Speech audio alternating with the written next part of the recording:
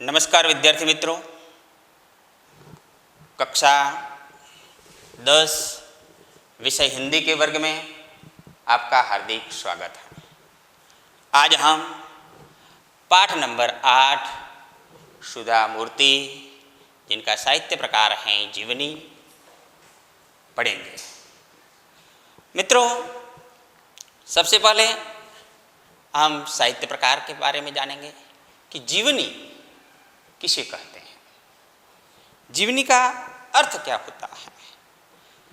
तो जीवनी यानी कि किसी व्यक्ति के जीवन का चरित्र चित्रण करना, अर्थात किसी व्यक्ति विशेष के संपूर्ण जीवन वृत्तांत को जीवनी कहते हैं।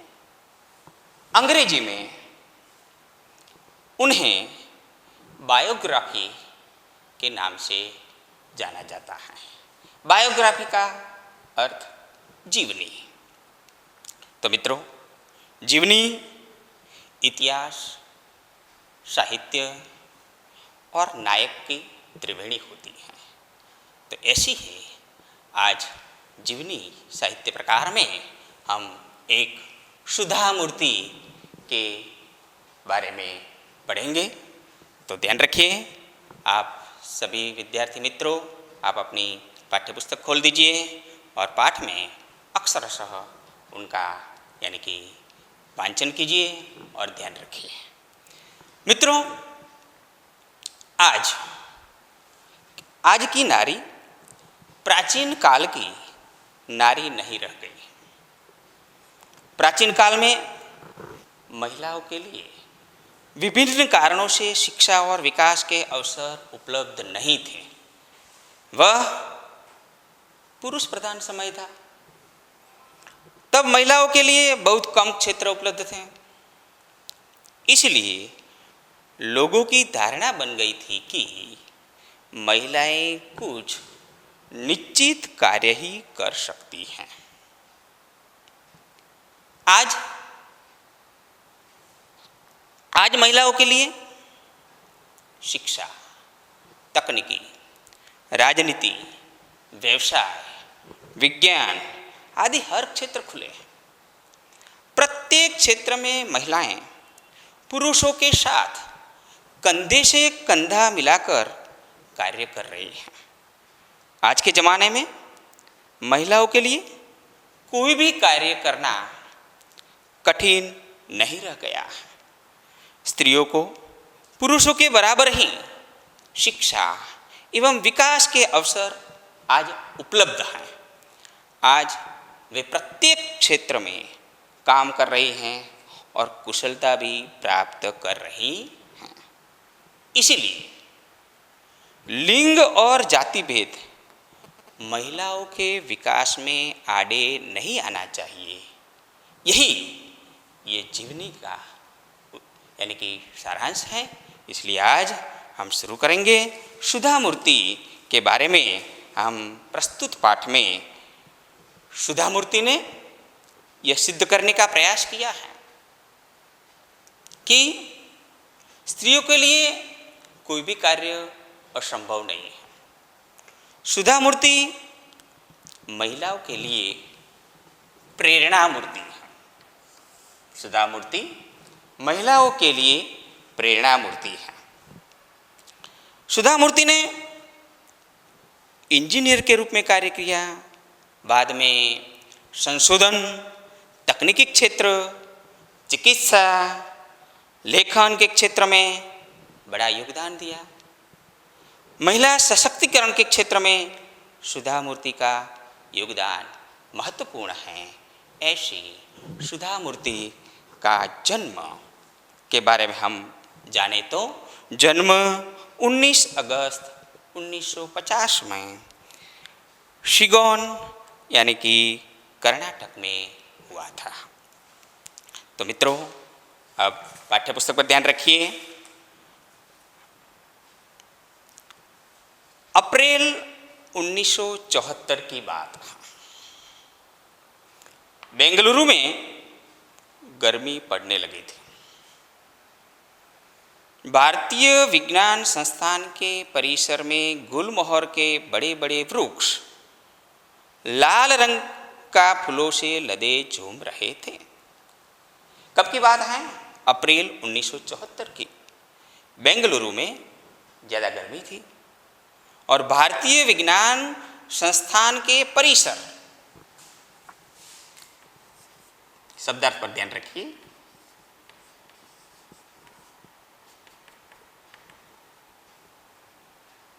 परिसर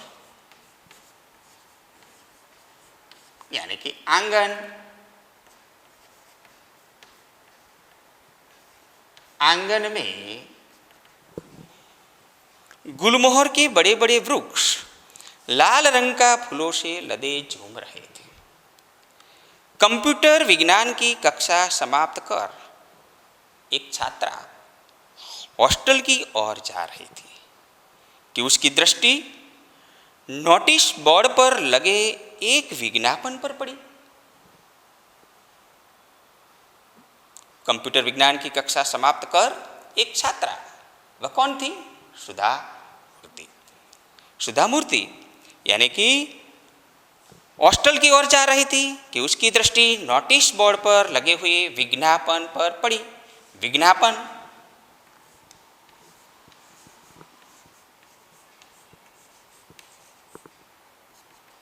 इश्तहार,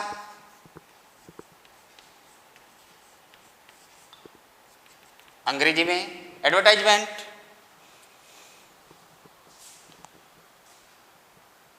यह विज्ञापन प्रसिद्ध ऑटोमोबाइल कंपनी टेल्को टाटा की ओर से नौकरी के इच्छुकों के लिए था। देखो, यहाँ भारतीय विज्ञान संस्थान के परिसर में गुलमोहर के बड़े बड़े वृक्ष लाल रंग का फूलों से लदे झूम रहे थे। कंप्यूटर विज्ञान की कक्षा समाप्त कर एक छात्रा हॉस्टल की ओर जा रही थी कि उसकी दृष्टि कहाँ पड़ी? नोटिस बोर्ड पर लगे एक विज्ञापन पर पड़ी। विज्ञापन यानी कि इश्तहार, एडवर्टाइजमेंट, विज्ञापन पर पड़ी। यह विज्ञापन प्रसिद्ध ऑटोमोबाइल कंपनी टेल्को की ओर से नौकरी के इच्छुकों के लिए था।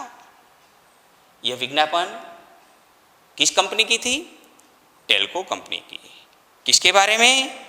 तो कि कंपनी को योग्य और परिश्रमी इंजीनियरों की आवश्यकता थी।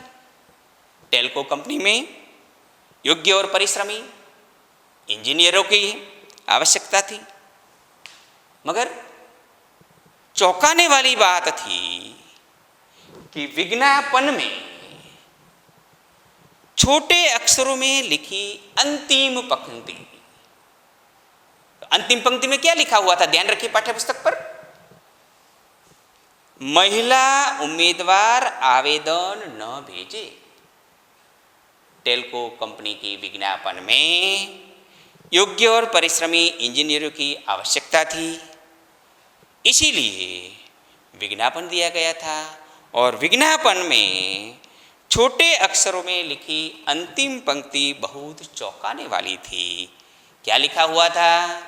यह लिखा हुआ था कि महिला उम्मीदवार आवेदन न भेजे। आवेदन का मतलब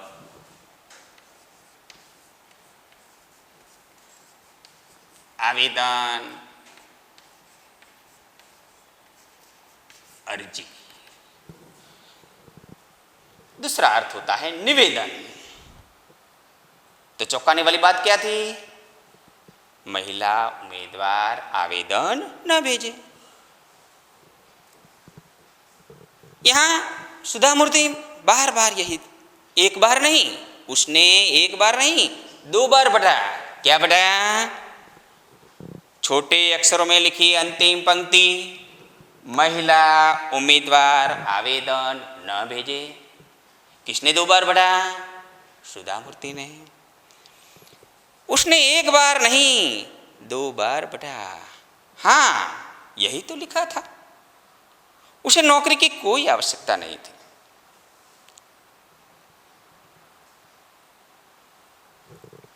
क्योंकि उसे विदेश से स्नातकोत्तर की परीक्षा के बाद रिसर्च की डिग्री के लिए छात्रवृत्ति मिलने की पेशकश हो चुकी थी। देखो, विज्ञापन एक बार नहीं 2 बार बढ़ा, फिर से मन ही मन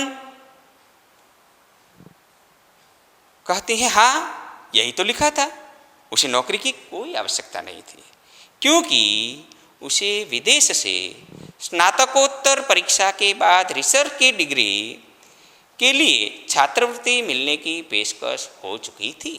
यह मित्रों शब्द पर ध्यान दीजिए, स्नातकोत्तर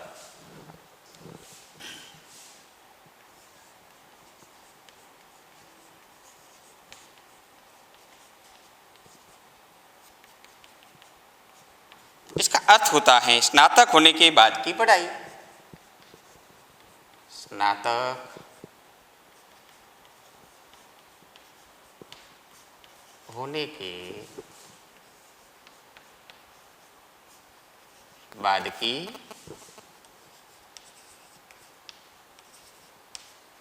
स्नातक होने के बाद की पढ़ाई।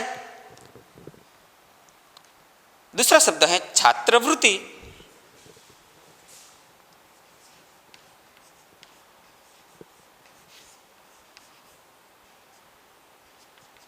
जिन्हें कहा जाता है वजीफा।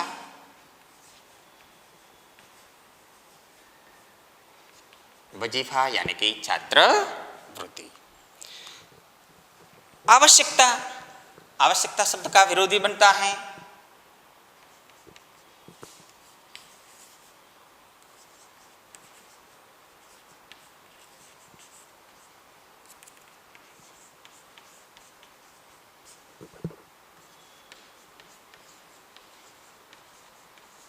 आवश्यक, अनावश्यक। आवश्यक यानी कि जरूरी होना, अनावश्यक यानी कि जरूरी नहीं था। सुधा मूर्ति को नौकरी की कोई आवश्यकता नहीं थी, क्योंकि उसे विदेश से स्नातकोत्तर परीक्षा के बाद रिसर्च की डिग्री के लिए छात्रवृत्ति मिलने की पेशकश हो चुकी थी। पेशकश यानी कि प्रस्ताव, पेशकश।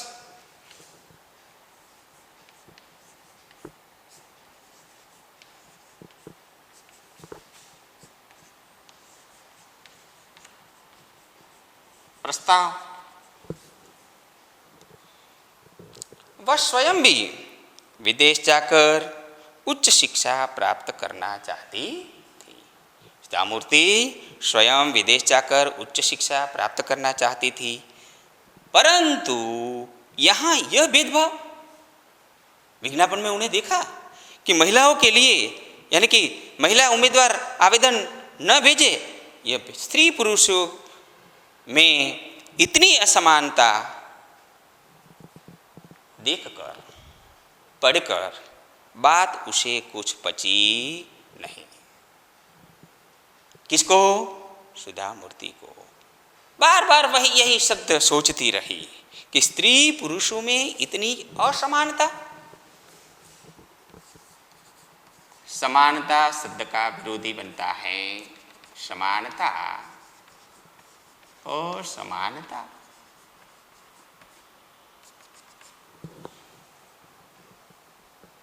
उसे यह बात मन में जची नहीं। वह अपनी कक्षा में हमेशा प्रथम स्थान पाती आई थी और कंप्यूटर विज्ञान की कक्षा में पुरुष सहपाठियों में अकेली लड़की थी। देखिए, उसी समय एक ही लड़की यानी कि पुरुष सहपाठियों में अकेली कंप्यूटर विज्ञान की कक्षा में पढ़ती थी। वह अपनी कक्षा में हमेशा प्रथम स्थान पाती आई थी और कंप्यूटर विज्ञान की कक्षा में पुरुष सहपाठियों, शब्द समूह के लिए एक शब्द, साथ में पढ़ने वाला सहपाठी।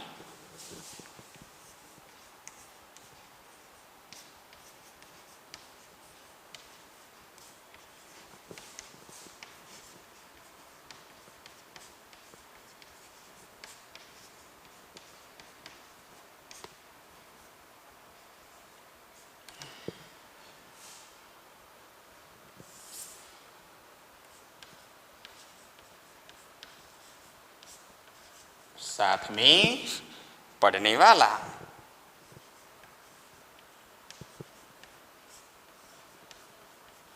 उन्हें क्या कहा जाता है? सहपाठी।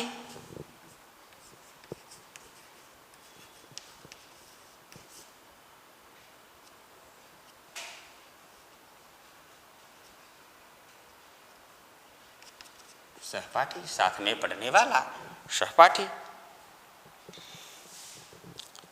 योग्य थी, परिश्रमी थी, नहीं उसे कुछ तो करना ही होगा। इस भेदभाव को सहना उसे बस की बात नहीं।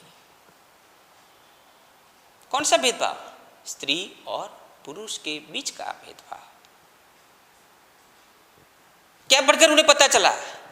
तो कि टाटा यानी कि टेल्को कंपनी की विज्ञापन को पढ़कर पता चला, अंतिम पंक्ति में लिखा था, महिला उम्मीदवार आवेदन न भेजे। यह स्त्री पुरुष के बीच की असमानता, भेदभाव को सहना उसके बस की बात नहीं। वह असमर्थ थी, वह सहन कर सकती नहीं थी। तो यहाँ एक मुहावरा भी बनता है, बस की बात न होना। मुहावरा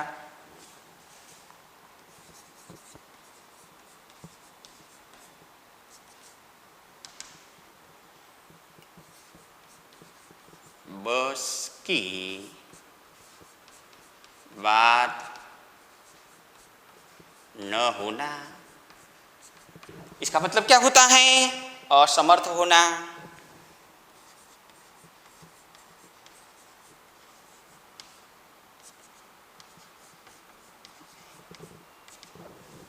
किसके लिए बस की बात नहीं थी? सुधा मूर्ति के लिए। वह इसका विरोध करेगी और डटकर करेगी, मुकाबला करेगी। उसने अपनी डायरी में आवश्यक सूचनाएं लिखी और तेजी से हॉस्टल की ओर चल दी। यह सोचती हुई तेजी से, जल्दी से वह हॉस्टल की ओर चल दी। उसने निश्चय किया, क्या निश्चय किया? कि वह टेल्को कंपनी के सर्वोच्च अधिकारी को सूचित करेगी कि उनकी कंपनी इस प्रकार का अन्याय कर रही है। किसको सूचित करेगी? टेल्को कंपनी के सर्वोच्च अधिकारी, सबसे बड़ा, सर्वोच्च यानी कि सबसे बड़ा अधिकारी को वह सूचित करेगी कि उनकी कंपनी इस प्रकार का अन्याय कर रही है। तो यहाँ भी एक विरोधी शब्द है, न्याय शब्द का विरोधी बनता है अन्याय। न्याय यानी कि अन्याय, न्याय, अन्याय कर रही हैं। उसे उस सर्वोच्च अधिकारी का नाम मालूम तो नहीं था, केवल इतना पता था कि टाटा समूह के प्रमुख JRD टाटा हैं। केवल इतना पता था कि टाटा समूह के प्रमुख कौन थे। ये प्रश्न भी इम्तिहान में पूछा जा सकता है, इसलिए ध्यान रखिए मित्रों, अंडरलाइन भी कर दीजिए कि टाटा समूह के प्रमुख JRD टाटा हैं। उसने एक पोस्टकार्ड लिया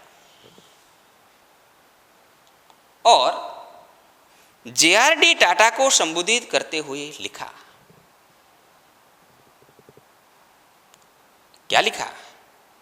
ध्यान रखिए, आपने भारत में लोहा, इस्पात, रासायनिक पदार्थ, कपड़ा, मशीनों के बड़े बड़े उद्योग लगाए हुए, भारतीय विज्ञान संस्थान की स्थापना में बढ़ चढ़कर अपना योगदान दिया है।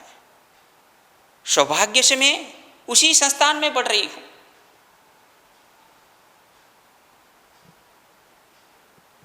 मगर मैं हैरान हूं। किस बात से? तो कहती है सुधा मूर्ति, कहती हैं कि मैं हैरान हूं कि टेल्को जैसी कंपनी स्त्री पुरुष के बीच ऐसा भेदभाव कैसे कर सकती है। ऐसी बड़ी कंपनी स्त्री पुरुष के बीच यानी कि लिंग और जाति भेद, जाति और लिंग के बीच जो भेदभाव हैं, ये भेदभाव कैसे कर सकती है? ऐसा नहीं होना चाहिए। इसीलिए उन्होंने पोस्टकार्ड लिखा। किसको लिखा? टेल्को कंपनी के सर्वोच्च अधिकारी को। वह केवल कितना जानती थी कि टाटा समूह के प्रमुख JRD टाटा हैं। इसीलिए उन्होंने पोस्टकार्ड लिखा और JRD टाटा को संबोधित करते हुए बताया। क्या बताया? फिर से ध्यान रखिए कि अपने भारत में लोहा, इस्पात, रासायनिक पदार्थ, कपड़ा, मशीनों के बड़े बड़े उद्योग लगाए हुए हैं। भारतीय विज्ञान संस्थान की स्थापना में बढ़ चढ़कर अपना योगदान है। सौभाग्य से मैं उसी संस्थान में पढ़ रही हूँ। मैं हैरान हूँ कि टेल्को जैसी कंपनी स्त्री पुरुष के बीच ऐसा भेदभाव कैसे कर सकती है। देखो, 10 ही दिन में कंपनी ने उसे तार भेजा। ये पोस्टकार्ड पढ़कर तुरंत ही, केवल सिर्फ 10 ही दिनों में कंपनी ने उसे तार से उत्तर भेजा, उसे तार भेजा। कंपनी के खर्चे पर पुनः शहर में साक्षात्कार के लिए उपस्थित हो। ध्यान रखिए मित्रों, पोस्टकार्ड सुधामूर्ति ने लिखा। यह पढ़कर टेल्को कंपनी ने 10 ही दिन में कंपनी ने उसे तार भेजा। उसमें क्या लिखा हुआ था कि कंपनी के खर्चे पर पुनः शहर में साक्षात्कार के लिए उपस्थित हो। शब्द पर ध्यान रखिए, साक्षात्कार यानी कि मुलाकात।